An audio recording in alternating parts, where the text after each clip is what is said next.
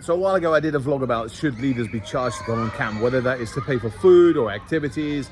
And I had lots and lots of comments, and it was really mixed. Some people are saying that maybe leaders should contribute something, whether that's for food or whatever. And they were also saying that some groups can't afford to pay for leaders, so leaders should kind of chip in and do something.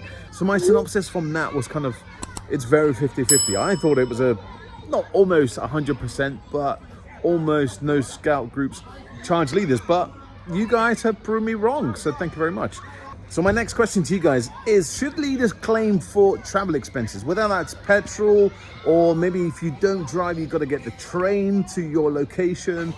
So would you claim for travel expenses? Personally, I don't claim for my petrol, but I do know that some leaders, fork out quite a bit of money for public transport, so maybe a train and a bus, or bus, tram, something like that. So my question is, would you just ignore those travel expenses because you would be driving to camp anyway? I don't know. It just got a question. We were talking about it around the campfire last night about we've got 3 new leaders, and they were talking about expenses. How do they get them back? And they did ask, can we claim for petrol? Something I've never thought about. Do you?